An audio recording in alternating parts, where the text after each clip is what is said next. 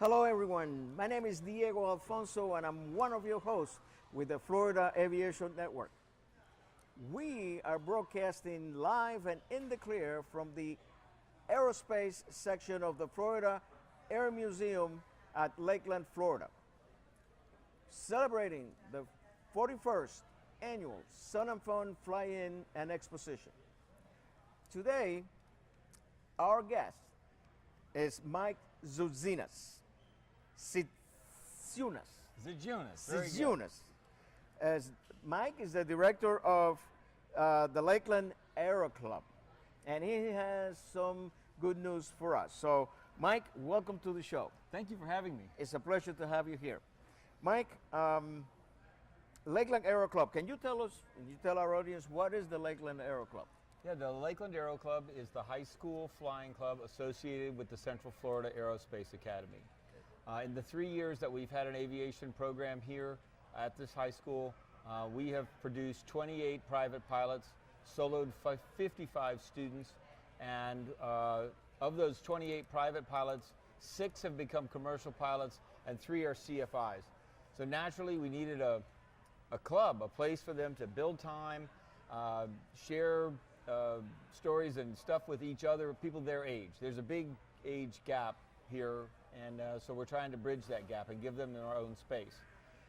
The Lakeland Aero Club is open to any student who is in flight training, is a pilot, or is enrolled in the A&P program here at the Central Florida Aerospace Academy, and they can join up to age 25.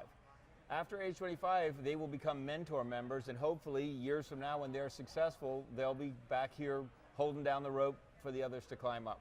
Correct. That's a good thing. Now, so what is the involvement here at Sun and Fun? Well, Sun and Fun is our major supporter. Every day after school, we utilize the Bueller Restoration Center. The club has just finished restoring a 1953 Piper L-18C. Now, this airplane was built in 1953 for the Turkish Air Force, so it never had a U.S. airworthiness certificate. So in this 3-year restoration process, we had to research to get the airplane to meet its original type certificate, STCs comply, ADs comply with, everything done. It was a 3-year research project. It was looked over very, very closely by the local FSDO to make sure everything was just right.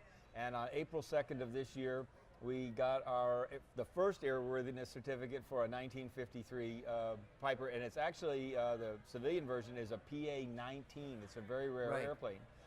So in the time since April 2nd, the kids have put 12 hours on it. We were meant to fly in the showcase today, but we had some issues with the weather, and so we didn't get off the ground, but we'll do it again another day. Okay.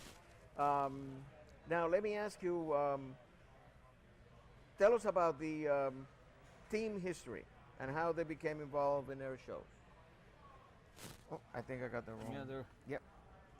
Sorry about that. Okay. Wrong card. We have done some air shows. If you want to talk about that, we a few years ago, 3 years ago, a couple of the young pilots had gotten their pilot certificates from the generosity of Mr. Ray and his scholarship program. Wanted to do a flyby here at Sun and Fun in formation to thank Mr. Ray. So they asked if we could do a formation flyby for him. We worked with Wayne Boggs and Sun and Fun, and they allowed us to do that.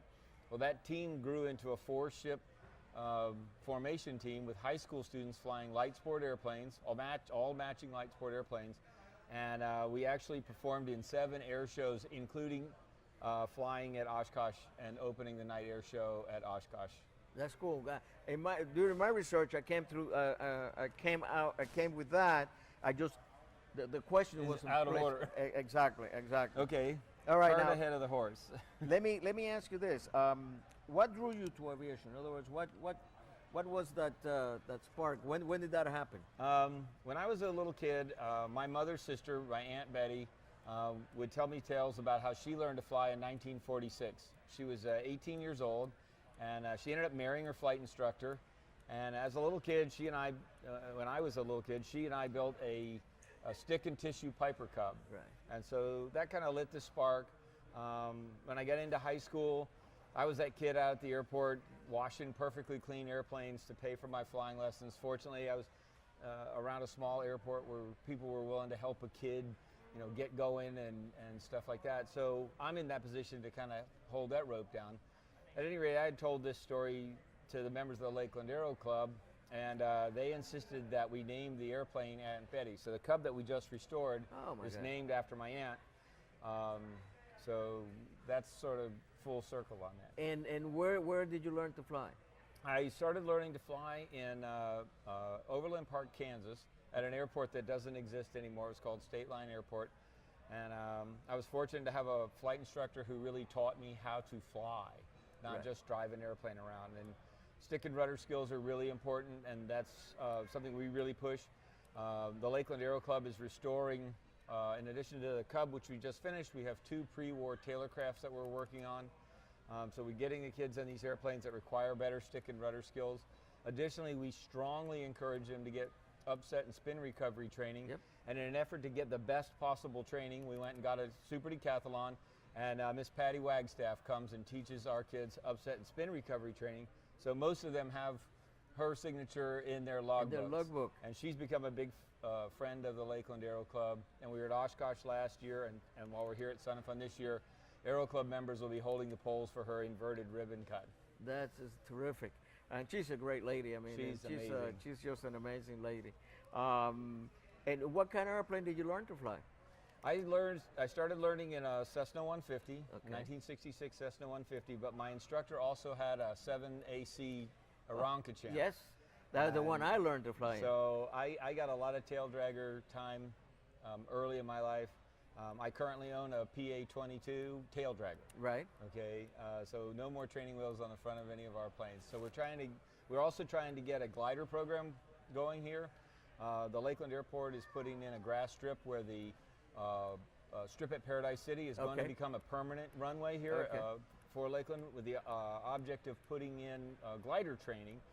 So we bought a Schweitzer 222. There you go. And we want to get the kids that are starting at CFA at 14 and 15 years old into the cockpit of the airplane, get them soloed, get them hooked on aviation early, where they're not just playing with Flight Simulator, but actually get in an airplane and flying. It's not just about building pilots. It's about building good citizens, and the skills and the discipline that is needed to be safe in an airplane will carry you through whatever endeavor you seek to participate in. Exactly. And so it's more than just flight training. Yeah. Aviation changed me. When I became a pilot, I became a different driver. I became a different everything. You know, that discipline kind of spreads out and do that. But going back to the glider thing, that's one of my pet peeves. I believe that, now, I want to be careful when I say this, because power pilots are great pilots. I have met great power pilots. However, I think if I was FAA king, so you know my feeling, there would be an endorsement, either 5 or 8 hours in every private pilot, power, in a glider, because that gives them the knowledge and the confidence on energy management, because you don't have an engine. You're gonna land it every time, and I can guarantee you that there will be a lot better pilots when they move to power. Right. What would you say about that? I would agree completely. I would start in gliders. You know, in the 30s, the greatest Air Force the world ever saw started out in primary gliders. There's no question that the key to good airmanship is energy management and situational awareness. Exactly. And a glider really does teach that better than anything else. Of course. And I do presentations, safety presentations sometimes, and I know a lot about landings and stuff. And I think we have lost, we've lost the sight a little bit of what the main purpose of getting a private pilot license. Yeah, you're going to learn to do cross countries and navigate and all that, but the main purpose, because I'm a CFI, and what I want to know is when I send that guy for this check ride, can he land that airplane if the engine quits in the real world? Not out there and bringing the power back and say, okay, we lost the engine, what are you going to do? And then at 800 feet, 900 feet, okay, let's go around. No.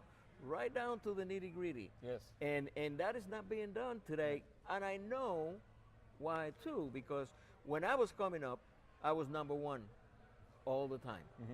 There was nobody else in the pattern. I'd be there at 7 o'clock in the morning in a grass strip called Trinca in New Jersey, and there would be nobody there. Now you're number 6, number 8, number 7. I was doing a check ride at Embry-Riddle one time. I was number 16 in a pattern, way over New Smyrna. Yeah. But every time a pilot has the opportunity to take that short approach, power off approach, we should. Definitely. I was fortunate when I was a 16-year-old learning how to fly in rural Kansas that my flight instructor was of that mindset. And he said, now listen, when I do a simulated engine out and we're not over the airport, I know the farmers around here. I know whose fields we can land in, whose ones we can't. So you better be ready to land the airplane.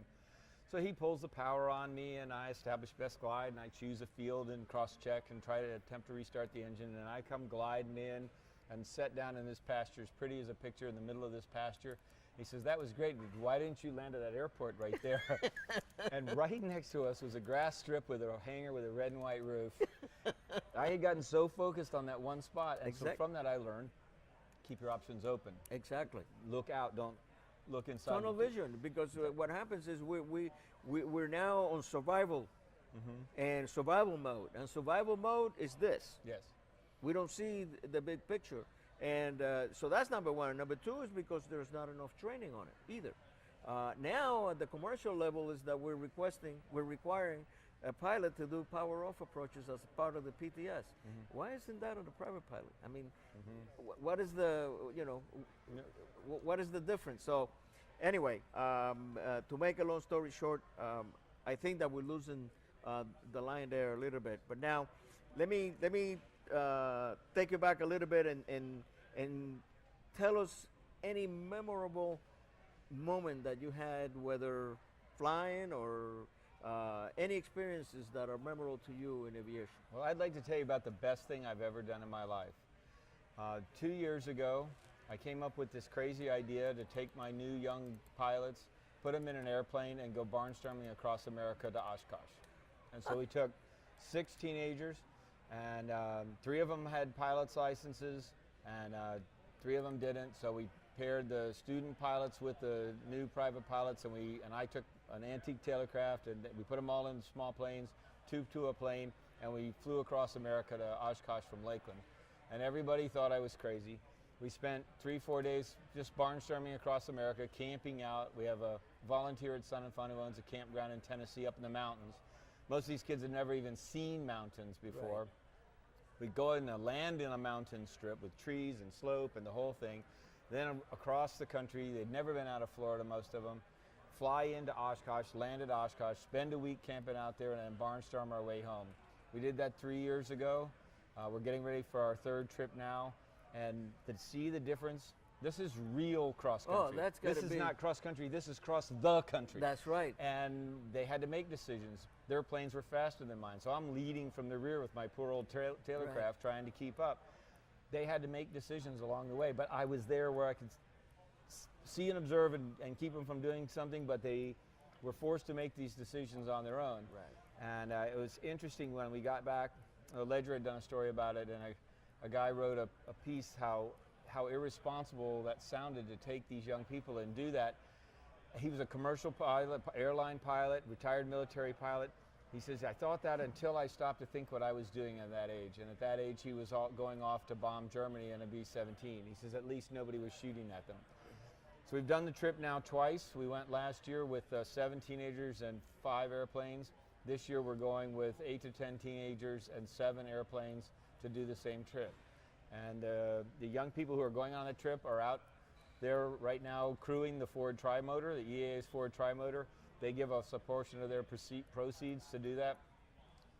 The Tri-Motor likes to come in and park in the crowd. That means that's a startup. So the Aero Club creates a safe area with a rope and orange vests and whistles and does all of this. We've gotten compliments. First of all, this is the 2nd year we've been asked to do it again. Flipper out there on the Air Boss is coming up saying, wow, you guys are doing a great job. The EAA guys are saying they're doing a great job. So the most memorable thing is going on this trip and seeing that dream of barnstorming across America, and seeing these young people. I'm 56 years old. I'm getting to do it now. They're getting to do it at 17, 16 years old. They have a totally different view of America. America looks great framed between the wings of a biplane at 800 feet. And they get to see that for real. It's not some thing where you learn in Florida and you've never been outside of Florida, and now you've got your commercial pilot's license and you've never been anywhere. And the memories and the fun and the experience of that is the best thing that's ever happened to me in aviation. I just can't imagine how those kids felt. I tell you, I think it's the greatest thing I didn't know that happened, and I think it's the best thing ever happened. Because can you imagine the experience these kids got on and the confidence that they get? They go from boys to men. Instead of going 75 miles this way and 75 miles this way and coming back to the pea patch. Yep. You're out there on your own. You got to you got to study the weather. You got to figure out what you're going to do. Right. Well, even if you have some guidance. Right. Well, we had a plan. We were going to go this way, and afternoon thunderstorms in Tennessee mountains were the mountains causing their own weather. They had to look and decide, okay, well, it looks like we're not going to make it over that ridge before that thunderstorm develops. So it's real world. It's not something that they got to see it, and they got to see this great country. That's right. And then the high density is one thing to read about it, and because very hard to teach here in Florida. Exactly. Where everything is sea level, practically, and they have no idea. Although the density altitude can go high here too, like what, 2,000 feet or something like that. But then you are on a 4,000 feet high altitude airport on a warm day, and you're up to 7,000, 8,000 feet density altitude. Airplanes behave completely different. Well, especially flying the antiques. My old Taylorcraft has no mixture control. 5,000, 6,000 feet's it, baby. She's not going any harder. So, so you get in Tennessee at a strip that's 2,000 feet, and a hot day, you're at 4. And so it's a real lesson. They have to make real choices, and we get to Oshkosh. I've never had to raise my voice in 3 years of working with these kids. They spend every day after school working on that Cub. They go to Oshkosh. We've been to Thomasville. To give you an idea of the growth of this club, 3 years ago into Thomasville flying in October, we had 2 students, myself. They each took a plane. They actually did their solo cross country to a fly-in, spent the night, did the thing, and then flew home. So that was their solo cross country for their private. And so we went with 2 kids and myself and 3 planes, and then we went to 11 kids and 5 planes. And this past Thomasville, we had 28 kids and 11 airplanes. So the club is growing like crazy. Well, it should, because I'll tell you, that's my kind of thing right there. I'm all for it. I think that that is the way to learn how to do this business. And probably they'll land on real grass strips too. No one goes through my flight school without landing on grass. I'm sorry. That's and the great majority of pilots today that are don't even know what it feels to land. And then that first time they're going to go over there and do it, they're on the job learning. They have no idea what's happening. Same thing with short fields. Right. It's all 9,000 foot paved paved runways. Okay. Well, let me ask you this, and of course, I gotta remind you that the feds are watching. But if you could change anything in aviation for its betterment, what would you change? If I could change anything for its betterment, I would, and this is going to be kind of a left hook here now that you've asked that question. I would like to see the third-class medical reform come through, and I'll tell you why. I was involved with the light sport. You just finished up with Dan Johnson. Dan, I've known Dan a long time. I was involved teaching light sport for many years. We had a lot of guys who had, for whatever reason, they were pilots already. For whatever reason, were concerned about their medical. They were transitioning from their old faithful 172 or their Cherokee type into a light sport airplane that handled nothing like anything they'd ever flown in their lives. And the accident rate, if you look at light sport statistics, those were where the accidents were. Not with the guys that got their license in 20-ish hours that started out in those airplanes, but the guys who tried to transition to those airplanes because they already had a pilot's license. They didn't need to take any training, so they weren't well prepared for it. And I think that general aviation is struggling. We've got wonderful airplanes sitting around on a ramp with tires that need to be changed and annuals that need to be formed and fuel that needs to be bought, and they're not because the guys are concerned about their medical.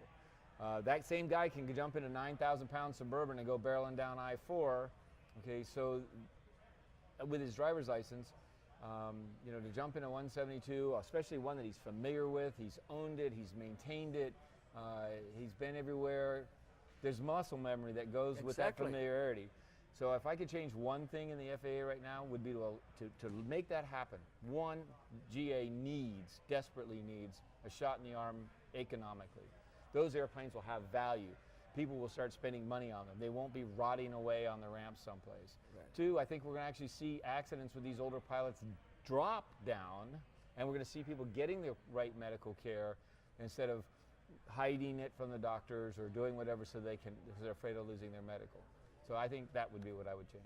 Sure, and I agree. I agree with the third class medical going away first because the evidence points. I happen to have a very good friend of mine who's is an aviation doctor, a medical doctor, and the records show that it is not a problem. No, right. Not even from the medical problem is a problem. So they could very easily do that. And 10 years of light sport, we see no increase in incidents of medical-related accidents. Exactly, that's the point. Right. So the evidence is in. I think it's just a matter of changing. It's difficult to get the government to change something that we've been doing. Dan said something earlier about the way the ASTM standards, they try to weed out stuff that was put in for a safety reason. Taking it out doesn't necessarily make it less safe. It just makes it easier to do. I think that's what we're looking at here, that same kind of mindset. We're going to take this out, somehow this is going to be less safe. I think you're actually going to see safety numbers increase when we take this archaic rule out of the system. Well, I'm a mechanic, and I like to think of that. I like to equate that with the fact that if you take a 1956 Apache, I really think it was overbuilt. Oh, yeah. But making it lighter or doesn't necessarily makes the airplane less safe. Right. It's just, that's the way we were thinking at that time, and you needed an I-beam that was like this, when really all you needed was an I-beam. We have proven now through technology that you don't need that much of an I-beam.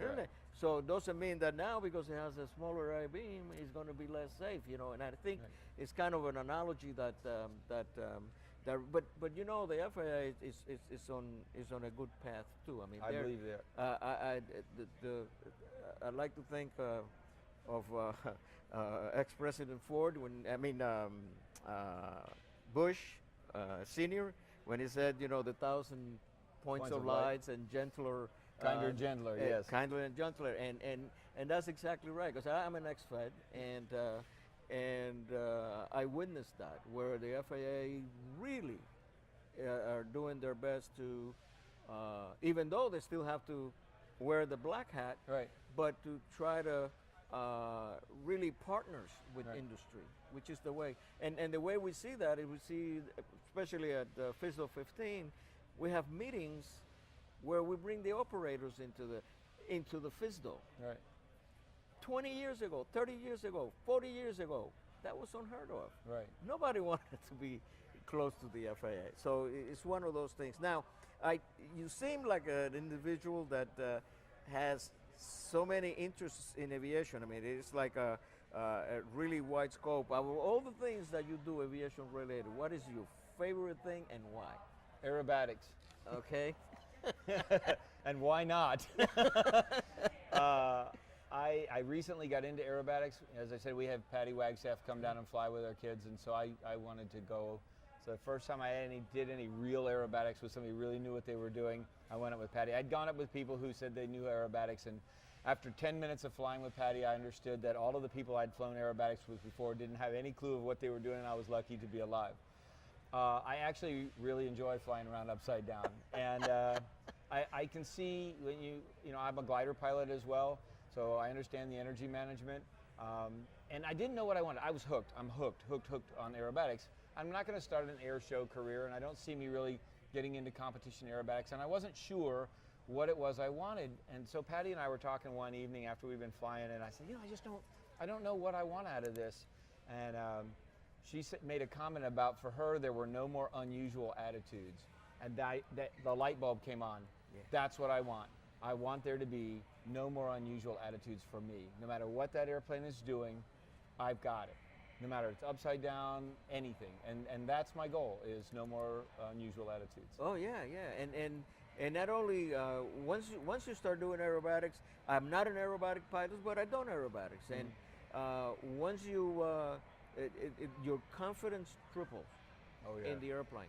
And as a CFI, it makes me a better instructor. Of course. There are things that, until you start turning things upside down, the whole concept of adverse yaw, as soon as you flip it over, everything we did to eliminate adverse yaw when we're right side up is working against us when we're upside down. So it really helps you to really, really get, I mean, what's going on with torque, P factor, all of the aerodynamics. And not only that, a CFI that is not confident about his aircraft or what it's doing, because if you don't know that area, you're going to be skeptical about it, and you're going to be uptight about it, and you're going to transfer this to your student, whether you realize it Oh, yeah. or not.